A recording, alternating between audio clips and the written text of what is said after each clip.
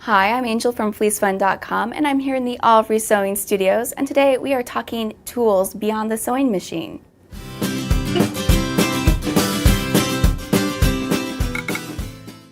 Alright, when it comes to tools beyond the sewing machine, this is just kind of a basic overview of things that you need really to get started. Every seamstress should pretty much have these things in her arsenal.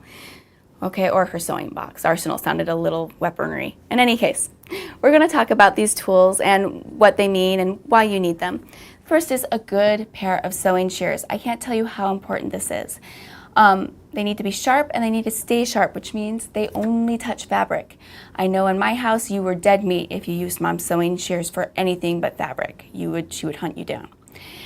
Which means you should also have another pair of scissors around just for cutting things like digital patterns or things that aren't fabric.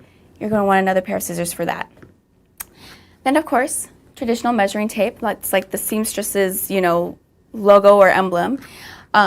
This is for measuring the body. Basically something that can bend around something. It needs to have that flexibility so you can measure it.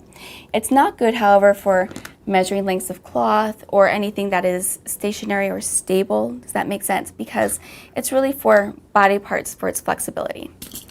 Another tool that I just love that I think makes life so much easier is a seam measurer. And basically if something calls for like a 1/2 inch seam allowance or turn it under 1/4 inch or something like that, I can just move the slider along, fold it, and I know exactly the length.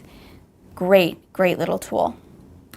Another kind of gimme that's, of course you're going to have that is, of course, a little pin cushion and pins. You want your pins to stay sharp, so it means that you're going to need to cycle through them. Sometimes as sewists we like to hoard things, so make sure that you rotate your pins. And of course a seam ripper, because you will mess up. It doesn't matter how long you've been sewing. I wish I could tell you that you never mess up again after so many years, but no, you will, and this little guy is going to be handy for it. Nowadays you really do need tape around for digital patterns so you can assemble your patterns. So it's one of those things that, maybe 20 years ago a sewist didn't need, but now you do. You need that around in your kit. Another thing that I like to have is washi tape, and I just like it to be able to mark the seam allowance on the sewing machine. It's just a handy little tool for a quick visual reference when I'm just like, which line is it supposed to be? Well, my washi tape's there, so I know exactly where it is, and it comes right off, so it's great. Another tool that you'll need is, of course, traditional needle and thread, because you'll need to hand stitch something shut or quickly sew something up. You don't want to have to haul out your machine. You just got to have one, Of course, thread. Something that is just a little bit different that I like to have is a glue stick.